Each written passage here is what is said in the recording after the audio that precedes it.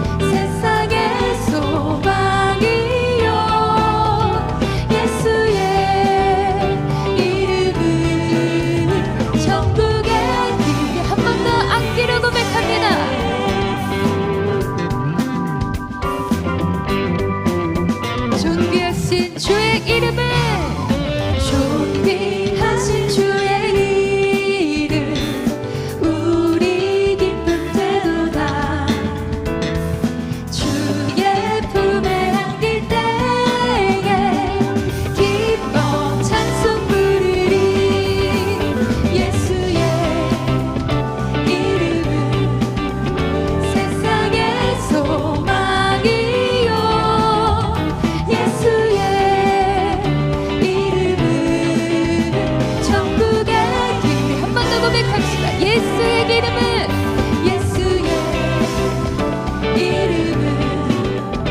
세상의 소망이요. 예수의 이름은 천국의 목소리로 고백할까요? 우리가 갈 길을 나갔어.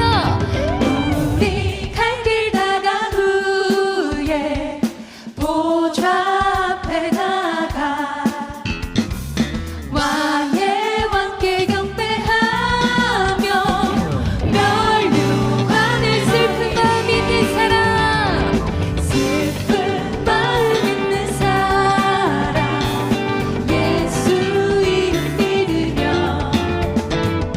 영원토록 변함없는 기쁜 마음 얻으리. 예수의 이름은 세상의 소망이요. 예수의 이름은 천국의 기쁨. 예수님의 이름은 세상의 소망이요. 예수의 이름은 천국. 한 번 더 고백할까요? 예수님의 이름은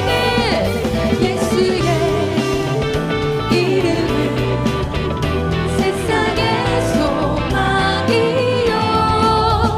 예수의 이름은 천국의 기쁨일세.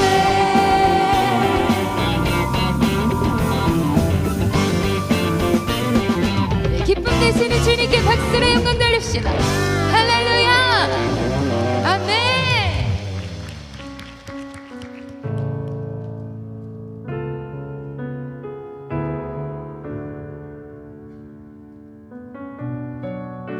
우리를 위로하시고 우리를 붙드시며 주님의 말씀 가운데 나오게 하시는 그 주님을 의지하여서 우리 함께 찬양으로 고백할까요?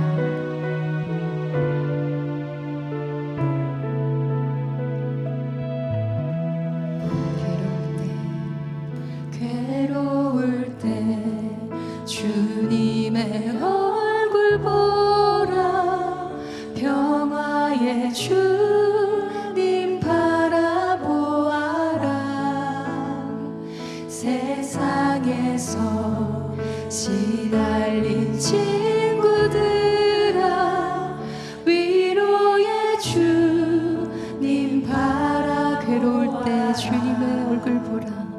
괴로울 때 주님의 얼굴 보라.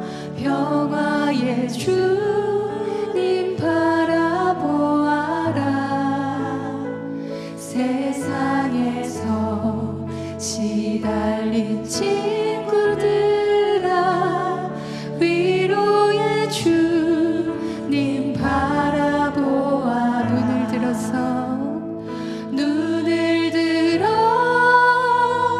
주를 보라.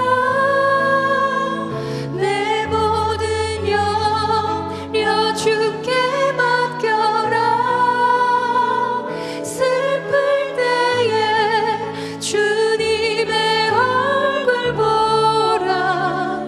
사랑의 주님 하신 주리라. 힘이 없고 내 마음 연약할 때 능력의 주님 바라보아라.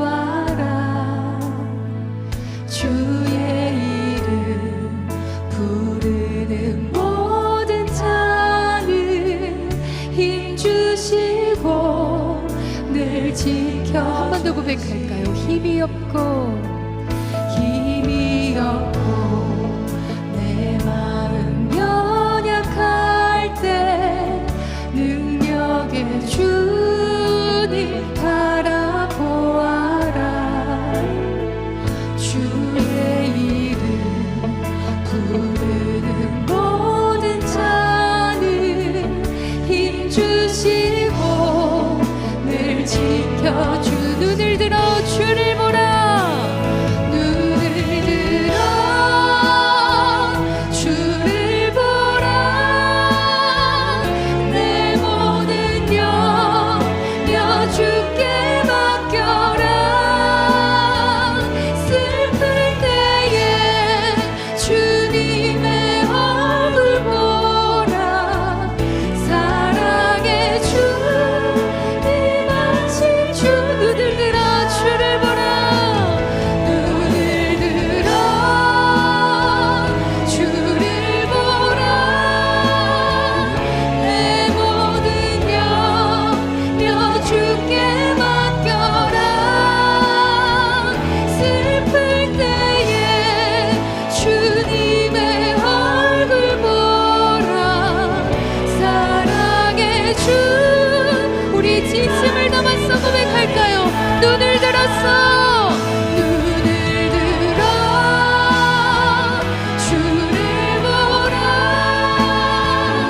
내 모든 염려 주께 맡겨라. 슬플 때에 주님의 얼굴 보라. 사랑의 주 임하신 주리라. 우리 다 같이 일어나셔서 영광송으로 하나님을 찬양하도록 하겠습니다.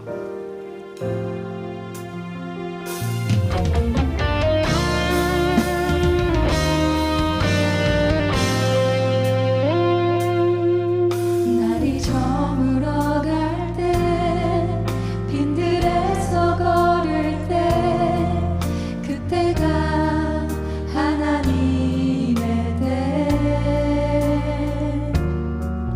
내 힘으로 안 될 때 빈손으로 걸을 때 내가 고백해 여호와 이래. 우리 모인 이곳에 주님 함께 계시네. 누리네 아버지 은혜. 적은 떡과 물고기 내 모든 걸 드릴 때 모두 고백해 여호와 이래. 주가 일하시네. 주가 일하시네. 주께 아끼지 않는 자에게. 주가 일하시네. 주가 일하시네. 신뢰하며 걷는 자. 주님이 일하시네. 주가 일하시네. 주가 일하시네. 주께 아끼지 않는 자에게. 주가 일하시네.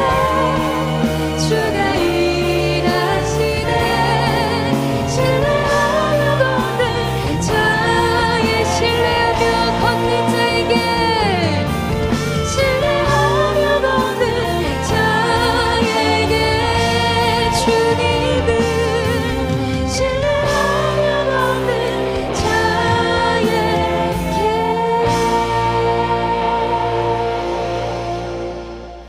여호와 이레 하나님, 우리의 삶을 먼저 준비하시고 예비케 하셔서 한 주의 삶 살게 하시고 오늘 예배 초소 이 예배의 시간, 이 자리를, 이 시간을 또 먼저 주께서 예비하시고 준비하셔서 이 자리에 저희를 오게 하심을 저희를 믿습니다. 우리의 삶은 하나님의 역사, 주의 손길, 주의 섭리 가운데 있음을 믿습니다. 저희들이 살아갈 모든 목적의 가장 중심에는 우리 주 하나님이 계시며 오직 주께만 영광 돌리고 주께 예배드리는 삶을 지켜내는 저희 모두가 되게 하여 주옵소서. 여호와 이레 주께서 준비하신 길을 저희들 쫓아갈 뿐입니다. 오늘 이 예배를 통해 한 주의 삶을 준비합니다. 기도 중 주의 음성 듣게 하시고 말씀을 듣는 중 하나님의 뜻을 우리의 마음에 새기게 하여 주옵시며, 찬양 중 살아계신 하나님을 경험하며 그 하나님과 동행하기로 결단하며 나아가는 오늘 이 예배가 되게 하여 주옵소서. 한 주의 삶, 옥합과 같은 우리의 삶에 우리 안에 있는 아름다운 향기와 같은 향유를 내고자 내 삶을 깨고 내 모습을 깨며 내가 가지고 있던 내 모습을 모두 내려놓고 주께로 나아갔는지 돌아봅니다. 있을 데 없는 자, 주께서 은혜 주셔서 여기까지 왔음을 고백하게 하여 주옵시고, 다시 살아가는 삶 가운데 연약한 육신이고 또 상처받은 영혼이나 오직 주께서 힘 주시고 능력 주셔서 한 주 살아갈 힘과 능력이 오직 살아계신 하나님께서 주신 말씀으로만 이루어지게 하여 주옵소서. 오늘 세계 선교 주일로 지킵니다. 곳곳에 생명을 다해 온몸으로 온 정성을 다해 복음을 전하는 우리 선교사님들 기억하셔서 그들의 삶 가운데 안전을, 그들의 가정을, 그들의 생명을 지켜주시고 복음의 전파가 곳곳에서 이루어지게 하여 주옵시며, 저희는 작은 예물로 그들을 섬길 때 그 곳곳에서 기쁘고 복된 소식들이 전해지게 하여 주옵소서. 오늘 이 시간 예배에 쳐서 온 주의 백성들이 작은 예물을 주님 앞에 드립니다. 11조와 주정봉헌, 감사봉헌과 또한 목적봉헌을 가지고 주님 앞에 드린 모든 예물을 주께서 귀히 받아 주옵시고, 그러나 물질이 없어 드리지 못한 손길 가운데 주께서 또한 그들도 하늘의 위로를 허락하셔서 이 시간 함께 예배드리는 이곳에 저희의 삶이 예물이 되게 하여 주옵소서. 특별히 오늘 말씀을 전하는 자, 듣는 자 모두 주님의 말씀에 겸손케 하여 주옵시고, 저희들의 삶에만 머물지 않게 하시고 나라와 민족, 지역사회와 이웃을 위해서도 기도하며 예배 마지막까지 중보하는 예배자로 서기를 간절히 바라옵고, 이 모든 간구 예수 그리스도의 이름으로 기도하오며 이제 사도신경으로 우리의 신앙을 함께 고백하도록 하겠습니다. 나는 전능하신 아버지 하나님 천지의 창조주를 믿습니다. 나는 그의 유일하신 아들 우리 주 예수 그리스도를 믿습니다. 그는 성령으로 잉태되어 동정녀 마리아에게서 나시고 본디오 빌라도에게 고난을 받아 십자가에 못 박혀 죽으시고 장사된 지 사흘 만에 죽은 자 가운데서 다시 살아나셨으며 하늘에 오르시어 전능하신 아버지 하나님 우편에 앉아 계시다가 거기로부터 살아있는 자와 죽은 자를 심판하러 오십니다. 나는 성령을 믿으며 거룩한 공교회와 성도의 교제와 죄를 용서받는 것과 몸의 부활과 영생을 믿습니다. 아멘.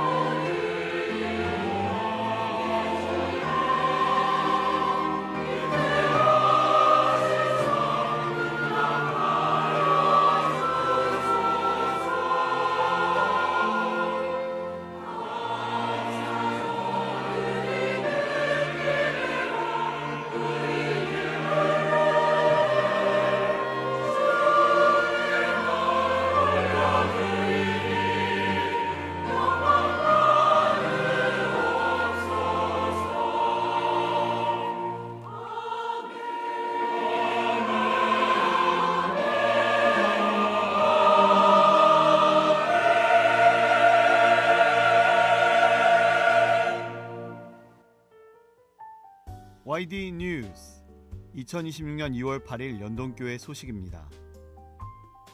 오늘은 총회가 정한 세계 선교 주일입니다. 1, 2, 3부 예배 시 세계 선교를 위한 특별 봉헌이 있습니다. 온라인 봉헌 방법은 성명, 구역 다음에 세계 기입 바랍니다. 오늘 오후 예배는 세계선교위원회 헌신 예배로 드립니다. 이번 주 수요일은 계일 찬양대와 함께하는 수요 기도회로 드립니다.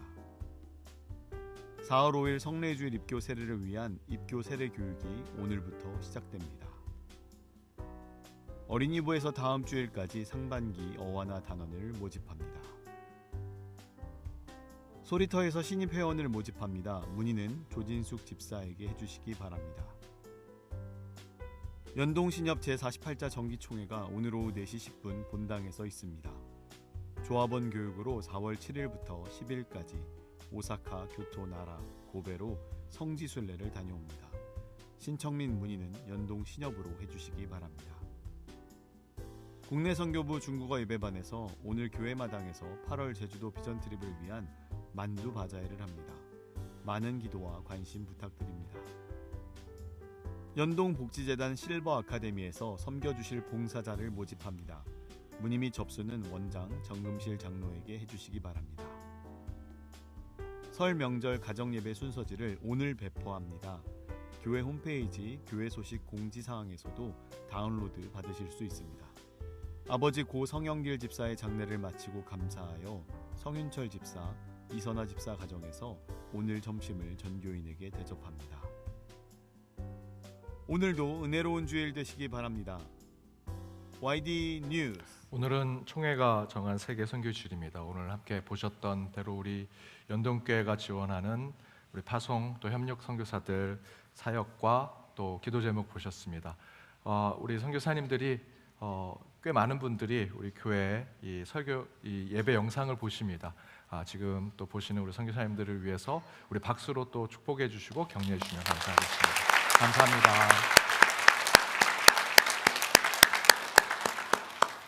오후에는 우리 세계선교위원회 헌신 예배로 드립니다. 수요일에는 우리 3부 예배 찬양을 맡는 우리 개찬양대와 함께하는 수요 찬양 기도회로 저희들 하나님께 영광을 돌리겠습니다. 많은 참여 부탁드립니다.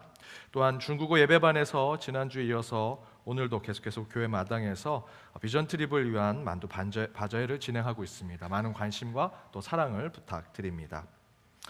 슬픈 당한 가정이 있습니다. 민홍기 안수 집사님의 모친 되시고 김수연 집사님의 시모 되시는 강정숙 성도님 별세하셔서 3일 백합의 뜰에 모셨습니다. 슬픔 당한 가정을 위해서 함께 기도해 주시고 위로해 주시기 바랍니다. 오늘 우리 교회에 처음 오신 분 계시면 손들어 펴 주시기 바랍니다.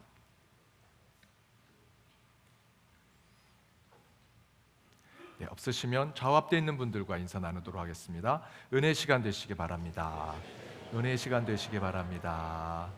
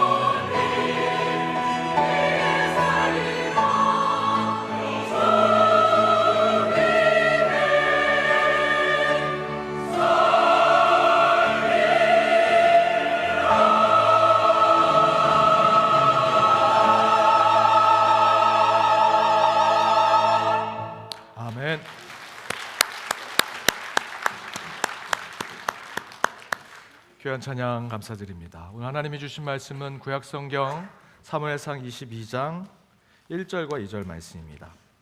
사무엘상 22장 1절과 2절 말씀, 두 구절 말씀 우리 한 목소리로 함께 읽도록 하겠습니다. 함께 읽겠습니다.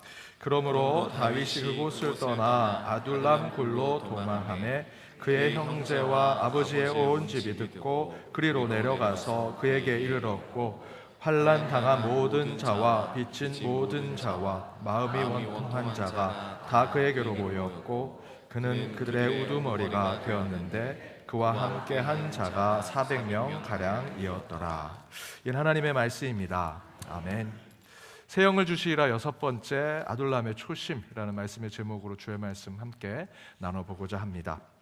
1월 설교 시리즈 옆에 걸개로 나와 있는 1월달 혹시 기억나십니까? 영상으로 보이는 대로 그 그림의 밑에 보시면 이렇게 책상이 정리되어 있는 모습이 그림으로 나옵니다. 제가 1월 설교 시리즈 걸개 이 디자인을 이렇게 한 것은 저희가 1월이 새로운 해이기 때문에 새롭게 마음을 다짐을 할 때 보통 이렇게 책상 정리를 하시거나 뭐 가구를 조금 옮기시거나 저 같은 경우에는 다이어리를 새로 사서 다이어리 맨 첫 장에 새해 맞이 때 주셨던 하나님 말씀을 적고 십자가를 그리고 시작을 합니다. 그래서 여러분 뭐 혹시 책상 정리 지금 잘 되고 계십니까? 어떤 분은 저는 책상 정리 1년에 한 12번은 합니다. 매월마다 또 마음이 바뀌어가지고 또 책상 정리하고 가구도 이렇게 옮겼다 저렇게 옮기고 저 같은 경우에도 다이어리를 1년에 한 두세 개는 더 사는 것 같습니다. 어떤 일을 계획했다가 진행하는 중에 잘 안 되면 그 다이어리 썼던 마음을 내려놓고 또 다른 다이어리를 사서 거기에다 다시 성경 구절을 적고 십자가를 그리고 다시 그 다이어리를 사용하곤 합니다. 여러분은 어떠십니까? 저희들이 그렇게 하려고 하는 이유는 저희 초심을 잡으려고 하는 거죠. 여러분 초심은 뭐라고 생각하십니까? 혹시 여러분 주머니에 있는 스마트폰 다 갖고 계시죠? 스마트폰에 신상 제품이 나왔습니다. 그 신상 제품의 스마트폰의 경쟁 상대는 어딜까요? 뭐 스마트폰이 그렇게 많지 않으니까 아이폰이나 갤럭시가 있습니다. 아이폰에서 신상으로 새로운 스마트폰을 만들었으면 갤럭시를 쓰는 사람들을 뺏어오려고 신상 제품을 만들까요? 그 신상 스마트폰의 경쟁 상대는 서로 상대방에 있는 회사의 스마트폰이 아닙니다. 새로운 스마트폰이 나온 이유는 지금 여러분 주머니에 있는 그 스마트폰을 뺏으려고 하는 겁니다. 뭔지 아시겠죠? 원래 쓰던 스마트폰, 옛날 스마트폰, 헌 스마트폰이 신상 스마트폰의 경쟁 상대라고 합니다. 여러분 스마트폰 한번 꺼내 보십시오. 진짜 꺼내시라는 부탁을 드리는 건 아니고요. 다 아시겠지만 뭐 액정도 깨져 있는 분도 있으시고 떨어뜨려서 흠도 많이 났고요. 액정 보호 필름 해놓은 거는 다 상처가 났을 겁니다. 스마트폰 케이스는 찢어지고 벗겨지고 아유 이거 계속 가지고 다녀도 되나 이런 생각이 들 정도로 그럼에도 불구하고 왜 안 바꾸십니까? 요즘 스마트폰 신상 너무 잘 나와 있습니다. 그런데도 잘 바꿀 생각을 하지 않으시죠? 물론 비싸기도 합니다. 그리고 이 스마트폰은 재활용이 잘 안 돼서 또 환경을 생각하신 분들은 자주 바꾸지 않으십니다. 현재 쓰는 폰 안에 사진도 많고 또 남겨놓은 메시지도 많아서 새로운 신상이 아무리 좋아도 바꾸지 않습니다라고 말씀하시는 분 많이 계시죠. 그런데 바꾸지 않는 또 다른 중요한 이유 중에 하나는요, 기존의 스마트폰 안에는 처음 이 스마트폰을 사용하려고 했던 마음이 담겨져 있기 때문이라고 얘기합니다. 첫 마음, 초심이 있다라는 것이죠. 새로운 상품보다 기능이 떨어지고 디자인도 별로 안 좋지만 오랜 동안 2, 3년 같이 했던 그 스마트폰 안에는 내가 처음 이것을 사용하려고 했던 첫 마음이 그 안에 있다라는 것입니다. 전에 함께 우리 연동교회에서 사역했던 부목사님이 교회 오실 때 굉장히 오래된 차를 가지고 오셨습니다. 단종이 돼서 뭐 부속품을 바꾸려고 해도 굉장히 큰 돈이 들기도 하고요. 그래서 부임하자마자 저를 비롯해서 부목사님들이 그 목사님께 새로운 차 사시라고, 우리 연동교회도 왔는데 신방하려면 더 좋은 차 있으면 좋지 않겠냐고, 본인도 새 차를 사겠다고, 새 차를 사보겠다고. 그런데 이곳에 저희 연동교회에서 거의 4, 5년 계시는 동안에 끝내는 새 차를 사지 않고 마지막 담임 목사로 천빙받아 부임하기 몇 주 전에 새 차를 구입하셨습니다. 그래서 가시기 전에 제가 아니 그렇게 저희가 새 차를 사라고 그렇게 말씀드렸는데 이제야 새 차를 사셨네요. 왜 그동안 그 차를 안 바꾸셨어요? 라고 물었더니 그분이 이렇게 얘기하십니다. 목사님, 제가 그 차가 전임 전도사 때부터 사용했던 차입니다. 제가 결혼하고 또 가정을 이끌고 또 사역자로서 첫 마음을 품고 신방을 했던 첫 번째 차라 아무리 오래되고 기능이 많이 떨어지고 또 부속품 바꾸려면 비용도 많이 들어가지만 애정이 많이 가는 첫 마음, 초심을 가졌던 차라 바꾸기가 쉽지 않았습니다 라고 얘기하셨습니다. 오래되고 헐고 흠이 없고 쓸모없어 가는 것 같지만 사실은 그런 것 안에 저희의 초심과 첫 번째 마음이 있게 되면요, 그것이 기능이 떨어지고 성능이 떨어지고 디자인이 별로라고 해도 저희는 버리지 못하죠. 첫 마음, 초심이 있는 것에는 사실 아무리 그것이 헐어도 그것을 갖고 싶어 합니다. 동양 철학 장자에 보면 무용지용이라는 표현이 나옵니다. 쓸모없는 것이 쓸모 있는 것이 될 것이다. 풀어서 말씀드리면 헐고 오래되며 흠있고 또한 쓸모없는 것이라고 생각하는 그 지점에서 사실 그것은 쓸모 있는 것이 될 것이다 라고 하는 얘기죠. 장자의 소요유라고 하는 원문에 보면 이런 얘기가 있습니다. 한 숲속이 이제 막 숲으로 만들어지기 시작할 때 많은 나무들이 심겨졌습니다. 그 가운데 가죽나무라고 지금 화면에 보시는 이 나무는 줄기가 바로 서지 못합니다. 삐뚤빼뚤, 가지도요 뒤틀어지고 구부러집니다. 누가 봐도 쓸모없는 나무, 나무꾼들이 오면 베어가지 않을 나무 모양으로 저렇게 자랍니다. 이 가죽나무뿐만 아니라 한 달에 10cm 이상씩 크는 나무도 있고요, 몸이 두꺼워서 튼튼한 나무도 있고, 열매를 많이 맺는 나무, 또 잎을 많이 내는 나무도 함께 숲을 만들어 갔습니다. 서로 자랑합니다. 10cm씩 자라는 그 나무는 내가 키가 더 제일 크니 이 숲에서 내가 주인이고 내가 왕이다 라고 얘기하죠. 몸통이 굵은 나무는 아니야, 내가 몸이 굵고 튼튼하니까 이걸로 내가 이 숲을 지킬 거야. 열매를 많이 맺고 잎사귀를 많이 내는 그 나무들이 서로 자기가 주인이고 자기가 이 숲의 대장이라고 얘기합니다.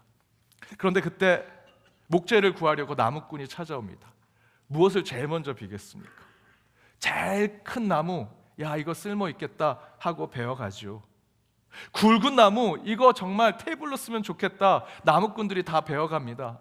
열매 많이 맺고 잎사귀 많이 내는 그 나무들도 하나씩 목재로 벌목해 갑니다. 그 숲에 그 나무들은 다 베어져 가고요, 가장 쓸모없이 보이는 가죽나무만 그 숲을 지키게 되죠. 여러분, 그 숲의 진짜 주인이 누구겠습니까? 가장 쓸모없어 보였던, 그래서 아무도 베어가지 않은 그 가죽나무가 그 숲의 초심, 처음 그 숲이 만들어졌을 때를 다 기억하는 나무로 그 숲의 주인이 되지 않겠습니까? 그러면서 장자는 무용지용이라는 표현을 씁니다. 쓸모없는 것이 진짜 나중에는 쓸모 있는 것이 될 것이다. 이와 같이 쓸모없어 보이지만 끝내 자리를 지키고 초심을 지켰더니 마침내 구원과 회복을 이뤄내는 것에 대한 이야기가 성경에도 있습니다. 그것이 바로 오늘 함께 읽었던 아둘람입니다. 오늘 본문에 보니 아둘람 굴에는 이런 사람들이 모였습니다. 2절 앞부분에 보니 환난당한 자, 빚진 자들, 마음이 원통한 자가 그곳에 있더라. 세상에서 실패한 자들, 버림받고 소외당하고 억울하게 도망치는 사람들, 앞에서 장자의 소요유에 나와 있는 그 이야기의 가죽나무처럼 세상 사람 아무도 관심 없는 쓸모없는 사람들이 있는 곳이 아둘람 굴이었습니다. 그런데 그곳에 오늘 본문에 보니까 다윗이 찾아왔습니다. 여러분 아시는 대로 다윗은 왕이 되고자 하나님께 기름 부음 받은 자였습니다. 그리고 실제 블레셋과의 전쟁에 뛰어들어서 자기보다 몇 층이나 더 큰 골리앗 장군을 무너뜨리고 싸워 이겼죠. 그러자 백성들이 사울은 천천히요, 다윗은 만만이다 라고 외치면서 다윗이 우리를 위해서 10,000명의 적군들을 이겨낸 우리의 영웅이다. 이제 왕이 될 다윗이다 라고 백성들이 그렇게 외치면서 다윗을 더욱더 지지해 줍니다. 그럼 다윗은 다른 사람들과 다르게 기름 부음 받은 왕으로 아둘람 굴에 왔을까요? 그렇지 않습니다. 오늘 읽었던 사무엘상 22장 앞장에 보면 그 얘기를 우리에게 해줍니다. 사무엘상 21장에 보면 여러분 아시는 대로 다윗은 이렇게 국민들에게 지지를 받으니 이 사울이 하나님의 영이 이미 떠났기 때문에 질투의 영이 그 가운데 가득했습니다. 그래서 다윗을 죽이려고 했죠. 그래서 어떻게든 다윗은 사울 왕을 잘 섬기려고 했지만 자기를 집요하게 죽이려고 하는 사울 왕을 피할 수밖에 없었습니다. 그리고 도망친 곳이 바로 원수의 나라였던 가드였습니다. 그 가드 왕 아기스 앞에 서게 되죠. 그렇게 다윗이 가드로 가서 그 왕 앞에 섰습니다. 그 왕의 앞에 섰을 때 신하들이 그 다윗을 보고 이렇게 얘기합니다. 저 사람이 다윗이 아닌가? 유다가 블레셋과 싸울 때 그 골리앗을 물리쳤던 기름 부음 받은 이미 왕으로 추앙받았던 다윗이 아닌가? 그가 왜 원수인 대적이 된 우리나라에 와서 저 앞에 서 있는가? 라고 얘기했을 것입니다. 그들은 다윗이 두려웠습니다. 아무리 다윗이 모함을 받고 원수인 나라인 가드에 왔을지라도 가드의 왕과 아기스와 그의 신하들은 다윗이 그곳에 온 것이 껄끄럽죠. 이가 스파이로 온 것이 아닌가, 우리 나라를 흔들려고 하는 것이 아닌가. 그것을 눈치챈 다윗이 사무엘상 21장 13절에 보니 이렇게 행동을 합니다. 그들 앞에서 그의 행동을 변하여 미친 채 하고 대문짝을 그쩍거리며 침을 수염에 흘리더라. 문을 손으로 긁어요. 침을 흘리는데 이 수염에 침이 막 흘러내립니다. 이 어떤 모습입니까? 정신 나간 모습. 이 성경에 기록된 대로 미친 채 하고 있는 거죠. 미치광이의 모습을 보여주고 있습니다. 왜 그렇게 했습니까? 지금 자신의 생명이 위태하기 때문입니다. 생명을, 목숨을 살기 위해서 지금 다윗은 미친 채 하면서 침을 흘리고 벽에다가 글씨를 쓰면서 살려고 지금 이렇게 발악을 하고 있는 겁니다. 그런 자신의 모습을 보면서 가드란 나라에서 도망쳐 나오게 되죠. 그리고 간 곳이 아둘람입니다. 다윗은 아둘람에 가고 싶지 않았을 것입니다. 그래도 내가 기름 부음 받은 왕인데 거기는 도망자, 세상에 쓸데없는 자들이 모인 곳인데 내가 왜 거기에 가? 라고 생각했을 것입니다. 그런데 다윗도 사무엘상 21장의 말씀대로 보면 그곳에서 침 흘리고 미친 척하면서 자기 생명 간신히 살아낸 자입니다. 그러면서 아둘람에 가며 다윗은 무슨 생각을 했을까요? 엄청난 좌괴감에 빠졌을 것입니다. 수치심을 느꼈을 것이고요, 절망과 좌절, 무력감과 비참함을 느끼면서 다윗도 그래, 나도 쓸모없는 자이구나 생각하면서 아둘람으로 갔겠죠. 아둘람에 온 다윗은요, 기름 부음 받고 유다 나라의 후계자로 온 것이 아닙니다. 자신의 자존심 다 버리고 자기 영광도 다 내려놓고 권세와 위세, 명예와 자랑 다 버리고 오게 된 것이 아둘람 굴이었습니다. 세상에서 가장 쓸모있는 자처럼 기름 부음 받고 사람들이 당신이 만만입니다 라고 얘기했지만 다윗은 중요한 인생의 변곡점을 겪으면서 가장 쓸모없는 자가 되었습니다. 그래서 환난당하고 빚진 자들, 마음이 원통한 자들과 똑같은 마음으로 아둘람에 오게 되죠. 그런데 여러분, 바로 그 지점에서 하나님은 다윗의 삶의 역사를 바꾸십니다. 다윗이 바로 이 아둘람으로 가게 된 것은 초심을 회복하는 것입니다. 그 가운데 하나님의 첫 번째 메시지가 있습니다. 그 첫 번째 메시지는 저와 여러분의 시작이, 모든 믿음의 시작은 바로 아둘람에서 시작이 된다라는 것이죠. 저와 여러분의 시작이 대단한 것에서 시작되지 않습니다. 여러분, 그리스도인이 되었을 때 한번 생각해 보십시오. 예수를 믿기 시작됐을 때 여러분, 정말 내가 높은 자리에 올라가면, 어떤 학위 따면 내가 대단한 부를 가지게 되면 예수 믿을게 라고 해서 이 자리에 앉아 계십니까? 그렇지 않으실 겁니다. 다 아둘람과 같은 버림받고 소외받고 세상은 그렇게 알아주지 않지만 나는 지금 너무나 절망과 좌절에 빠져서 그래 나같이 쓸모없는 자라고 고백하는 그 지점에서 하나님께서 여러분을 불러주셨죠. 저와 여러분의 초심은 아둘람에 있습니다. 다윗이 그것을 보여줍니다. 여러분 아시는 대로 다윗은 사람에게 선택받지 못한 자였습니다. 하나님이 사울 왕을 버리시고 새로운 왕을 찾으실 때 사무엘을 이새의 집에 보내셨습니다. 그 가운데 너의 자녀들 중에 왕을 세우겠다 했을 때 이새는 8명의 아들이 있었는데 8명을 다 데려오지 않습니다. 7명만 데리고 왔습니다. 그 7명 가운데 너무 훌륭했고요, 뛰어난 자들입니다. 왕이 되기에 부족함이 없는 자들이죠. 그러나 그것은 저와 여러분 같은 사람의 관점입니다. 하나님은 중심을 보시죠. 사무엘도 똑같은 사람이었습니다. 7명 중에 왕이 있을 거라 생각했죠. 그러나 하나님은 그곳에 없다 얘기하십니다. 그래서 사무엘은 이새에게 더 아들이 있냐라고 묻습니다. 그때 이새가 다윗에 대해서 얘기를 합니다. 근데 성경은 이렇게 기록합니다. 그는요 양을 지키는 자입니다. 그는 양을 지키는 자입니다. 어떤 의미일까요? 이 아이는요 사람을 다스릴 사람이 아닙니다. 지금 광야에서 그냥 막 뛰어다니는 그 양들 치는 사람일 뿐입니다. 전쟁에 나가서 싸울 수 있는 사람이 아닙니다. 정부에 들어가서 이 정부를, 이 나라를 운영할 수 있는 그런 인물이 아닙니다 라는 뜻이죠. 그냥 광야와 같은 곳에서 양이나 치는 아이일 뿐입니다 라고 이야기하는 것입니다. 그러나 하나님은 달리 생각하셨습니다. 사람들의 관점은 7명의 몸도 용모도 생각도 정신도 리더십도 있는 그 사람들 가운데, 그 7 아들 가운데 왕이 될 사람이 있을 거라 생각했지만 하나님은 그렇게 생각하지 않았습니다. 사람들이 보기에 쓸모없다고 생각했던 그 사람들 중에 하나님의 사람을 찾으셨습니다.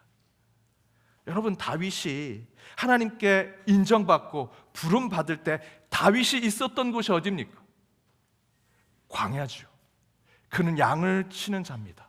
양을 지키는 자입니다. 양을 지키는 그곳에 있었습니다 라고 얘기하지 않습니까? 다윗이 부름받았을 때는 광야와 같은 곳입니다. 인생에 어쩌면 가장 큰 고난과 아픔이 있는 곳.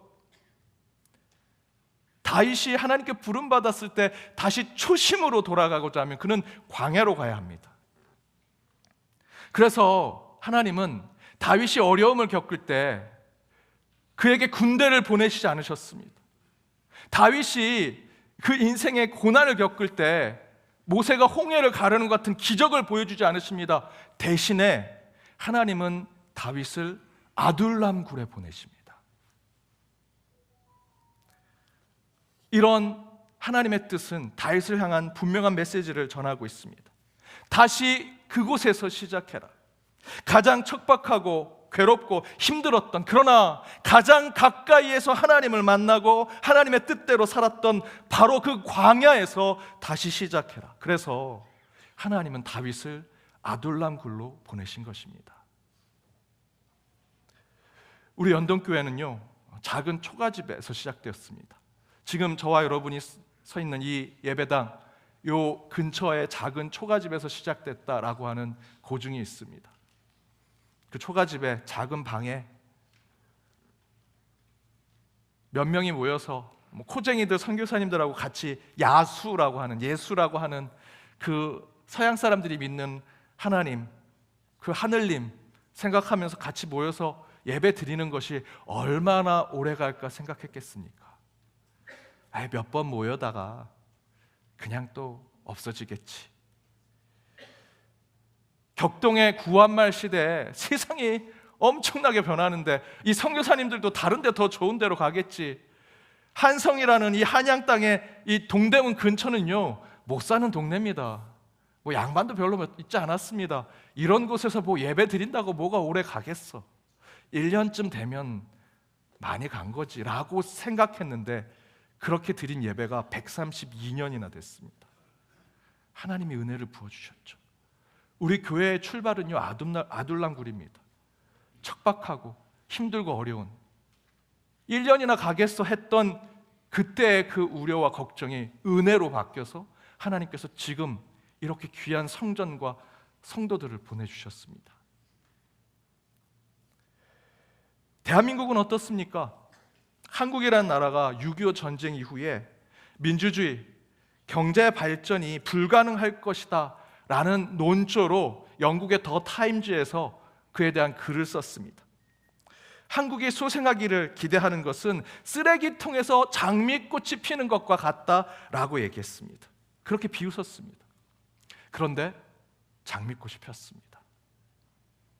전쟁으로 폐허가 된 이 땅에 땅만 그런 것이 아닙니다. 우리의 선배들, 이 자리에 6.25를 겪으셨던 분들, 그 마음도 폐허가 됐습니다. 쓰레기통처럼 느껴지는 그 마음과 그 땅을 보는데 꽃이 피겠습니까? 그런데 꽃이 폈습니다. 모두가 아둘랑굴에 모인 환난당한 자, 원통한 자, 빚진 자처럼 저희들이 모여 있었지만 그 안에서 하나님은 소망과 희망을 잃지 않게 하셨습니다. 그래서 이 나라 다시 세우셔서 이곳에 성장을 주시고 발전을 주셨습니다. 이제 문화적으로도 꽃을 피우고 있습니다. 그때 많은 한국 사람들, 특별히 교회에서 이 외침이 가득했습니다. 가난한 그때를 잊지 말자. 한겨울에도 바닥에 불이 들어오지 않았지만 모두가 무릎을 꿇고 눈물로 밤새서 철야 기도했던 그 가난한 때를 잊지 말자. 전쟁으로 민족 상전을 겪었던 그때를 결코 잊지 말자. 나라를 잃어버렸던 일제시대를 잊지 말자. 쓸모없었던 그 시절을 잊지 말고 그것을 동력 삼아 열심히 살아서 지금보다 더 나은 세상을 우리 다음 세대들에게 전해주자. 그 마음으로 열심히 일했죠. 우리 믿음의 선배들 열심히 수고했고 이 자리에 있는 여러분도 지금도 이 나라를 세우려고 쓰레기통에 그 꽃을 피워보려고 수고하고 있는 거 아닙니까? 그런데 그 쓰레기통에 꽃이 폈습니다. 그 아둘람 굴에 소망이 핀 것이죠. 사랑하는 여러분, 저는 저와 여러분의 영혼에도 이 꽃이 피리라 믿습니다. 새해 새 영으로 새롭게 하는데 하나님께서 여러분을 자꾸 광야로 부르십니까? 가고 싶지 않은, 손해보고 억울하고 고난받았던 옛날 그때로 가라고 하십니까? 하나님의 메시지입니다. 다시 초심으로, 다시 시작해라 하라고 하시는 하나님의 메시지입니다. 그것으로 돌아가시고 그 주변을 돌아보십시오. 여러분이 처음 하나님을 믿었을 때, 인격적으로 하나님을 만났을 때를 다시 경험하게 되실 것입니다. 내가 쓸모없이 느껴졌던 곳, 별 볼 일 없다 여김을 받았던 그곳에 여러분 다시 가십시오. 그곳에서 하나님이 여러분의 초심을 회복하실 것이고요, 새해에 새 영을 부어주시는 장소가 될 것입니다. 그렇게 여러분만의 아둘람으로 돌아가 초심을 회복하여 여러분을 향한, 여러분의 가정을 향한 하나님의 꿈을 이루시는 저와 여러분이 되기를 주님의 이름으로 축복합니다. 두 번째, 아둘람에서 새로운 역사가 시작되는 두 번째는요, 가장 힘든 곳을 찾아가 환대하고 또한 저와 여러분도 환대를 받고 가장 모이기 어려운 곳에 교회를 세우라라는 것입니다. 200여 년 전 중동 지역에 파송된 한 선교사가, 당시 200여 년 전이 얼마나 폐쇄적이고 배타적이겠습니까? 그곳에서 가서 복음을 전해야 되는데 어디서 전할까? 조금만 복음을 전해도 뭐 감옥에 가겠지, 혹시 큰 해를 입겠지 생각하고 사람이 제일 많은 곳에서 복음을 전해야겠다 생각해서 시장 한가운데 가서 복음을 전했습니다. 그 폐쇄적이고 배타적인 이슬람 사람들이 어떻게 했겠습니까? 바로 돌로 쳐 죽였죠. 순교한 것입니다. 그것이 기록에 남아서 100년이 지난 후에 그 선교단체 사람들이 그 순교당한 그분이 그곳에 어떻게 되어 있는가 살펴보려고 100년이 지나고 그곳에 가봤습니다. 그랬더니 그 선교사님이 순교했던 그 자리에 작은 교회가 세워져 있습니다. 여러분, 교회는요, 힘들고 어려운 아둘람 굴과 같은 곳에서 교회가 세워지는 것입니다. 하나님은 그곳에서 역사하십니다. 지난해 12월에 한국 리서치가 2025년 종교인 인식조사를 발표했는데 우리 기독교, 한국 기독교가요 3대 종교 중에 가장 호감도가 떨어졌습니다. 비호감도는 가장 높았습니다. 저는 이 소식을 듣고 야, 잘됐다, 이거다 라는 생각을 했습니다. 세상 사람들은 얘기하죠. 교회와 저와 여러분 같은 크리스찬을 보고 야, 교회는 안 돼, 이제 크리스찬은 끝났어, 너희들이 얘기하는 예수로는 안 돼 라고 얘기할 때 저는 오히려 하나님이 지금 이때를 사용하실 것이라 믿습니다. 잘해서 저와 여러분을 교회를 사용하시는 것이 아니고요, 오히려 잘못하고 문제가 있어서 정말 회개가 필요한, 그래서 다시 처음으로 내려가고 아둘람 굴로 가려고 하는 그 마음을 가질 때 하나님이 그곳에서부터 다시 역사하십니다. 다시 우리를 들어 쓰십니다. 여러분의 가정도, 여러분의 직장과 일터도 여기가 끝인가 보다, 더 이상 어려운가 보다라고 생각하는 그 지점에서 하나님은 일하기 시작하실 것입니다. 다윗이 그것을 보여줍니다. 다윗이 가드왕 아기스에게 침을 흘리면서 미친 척을 할 때 사람들이 다 그랬을 것입니다. 이제 다윗 왕도 끝났구나. 뭐 골리앗 이겼을 때 야, 다윗이 만만이다, 만만의 사람들을 쳐부수고 우리의 왕이 되겠구나라는 것 이제 끝났구나. 자기 생명 하나 찾으려고 저기서 침 질질 흘리면서 벽에 글씨까지 써가면서 그렇게 살려고 하는 거, 야, 비참하다, 다윗도 끝이다 라고 했겠죠. 다윗이 그 얘기 안 들었겠습니까? 자신의 소망 없는 모습, 쓸데없는 자의 모습, 예, 이제 알겠습니다, 저는 안 되는군요, 저도 죄인입니다 라는 마음으로 아둘람으로 내려갔겠죠. 그런데 그렇게 모든 것을 포기하고 아둘람으로 간 다윗에게 하나님께서 소망의 메시지를 주는데 1절에 이렇게 얘기합니다. 우리 같이 읽어보겠습니다. 그러므로 다윗이 그곳을 떠나 아둘람 굴로 도망하매 그의 형제와 아버지의 온 집이 듣고 그리로 내려가서 그에게 이르렀고, 다윗이 미친 짓까지 하면서 가드에서 간신히 목숨을 건지고 빠져나왔습니다. 왕으로 부름받았던 다윗이 그 수치와 절망스러운 일들을 겪으며 모든 것을 포기하고 아둘람 굴로 갔습니다. 그런데 그 소식을 듣고 누가 다윗을 찾아옵니까? 성경에 보니 형제들과 아버지의 온 집, 그의 가정이, 그의 가족이 그를 찾아갑니다. 다윗이 전쟁에서 이기고 골리앗을 쓰러뜨릴 때는 가족이 찾아와서 야, 다윗 너 정말 잘했다 라는 것 하지 않았습니다. 그러나 우리의 형제가, 내 아들이, 내 자녀가 고통 가운데 인생을 포기하고 절망하고 좌절하고 있다고 하니 그 소식을 듣자마자 1절의 말씀을 보니 단숨에 그곳에 내려가서 다윗을 위로하고 그의 눈물을 닦아주고 그를 안아주고 함께 기도하더라 라는 것입니다. 아무리 가족이라도 그런 곳에 가기는 쉽지 않죠. 그러나 다윗의 가족은요, 아랑곳하지 않고 다윗을 찾아갑니다. 아둘람 굴을 찾아갑니다. 왜냐하면 그들은 가족이기 때문입니다. 그 안에 사랑이 있기 때문이죠. 아둘람을 통해 하나님이 보여주는 메시지는 가장 힘들고 괴로운 곳에서 환대하라라는 것입니다. 교회가 무엇을 해야 될까? 여러분, 자꾸 묻지 마십시오. 여러분이 충분히 하실 수 있는 것입니다. 어렵고 힘들고 고난받는 자를 환대하십시오. 기쁜 마음으로 그들을 환영하십시오. 그들의 손 한번 잡아주시고 눈물을 닦아주십시오. 그것이 교회가 하는 일입니다. 저는 20년 목회하면서 어려움 속에서 목회하기도 했고요, 싸움이 가득한 교회에서도 목회하면서 내가 이렇게 계속 목회자로, 성직자로 있어야 하는가 라는 생각도 많이 했습니다. 비난도 받고 공격도 받고 억울한, 또 속상한 소문도 돌 때 너무나 괴롭고 힘든 일들을 겪었습니다. 그런데 그때 저도 아둘람 굴, 영적인 아둘람 굴과 같은 곳에 점점점 빠져들어가려고 할 때 제 마음에 문을 두드리시는 분이 계셨습니다. 바로 여러분이십니다. 함께 목회했던 성도님들, 진정성 있는 신앙을 나눴던 성도님들이 하나님께 음성을 듣고 저를 찾아오셔서 목사님 힘드시죠? 기도하겠습니다.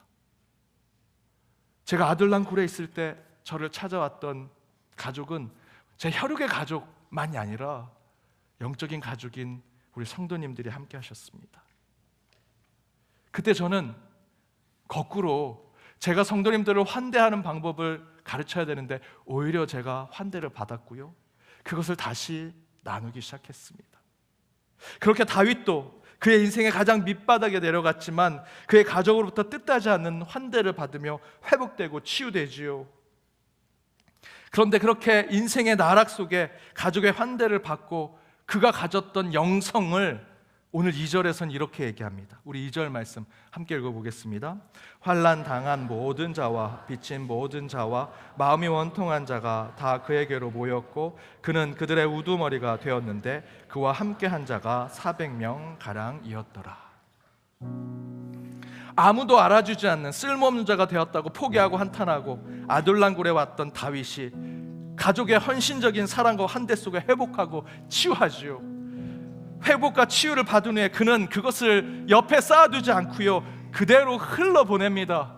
그래서 아둘람 굴에 있던 빚진 자, 원통한 자, 환난에 있는 자들이 다윗에게로 모이기 시작했고요, 다윗이 그들의 지도자가 되었고 그들을 하나의 공동체, 같이 밥을 먹는 식구가 되어서 하나님의 교회로 나아가더라는 것입니다. 사랑하는 여러분, 가장 어두운 곳에 계신다고 생각하십니까? 이제 곧 하나님께서 사랑의 가족을 여러분에게 보내실 것입니다. 여러분이 받은 그 환대, 그 은혜 옆에 쌓아두지 마시고요, 흘러보내시고 버리시고 나누십시오. 그때 여러분을 중심으로 하나님께서 새 영으로 새 교회를 세워주시리라 믿습니다. 교회는 높은 곳에 있는 것이 아닙니다. 화려하게 만드는 것이 아닙니다. 돈으로, 조직으로, 사람으로 만드는 것이 아닙니다. 교회는요, 사랑과 환대, 은혜와 축복으로 나누는 것입니다. 오늘 저와 여러분의 아둘람굴로 찾아가십시오. 그곳에서 하나님께서 뜨겁게 여러분을 안아주실 것입니다. 그리고 여러분은 그곳에서 새로운 교회를 세우게 되리라 믿습니다. 그런 아둘람굴의 초심으로 한 주를 살아내시는 저와 여러분이 되기를 주님의 이름으로 축복합니다. 우리 찬양으로 함께 결단하며 나아가겠습니다.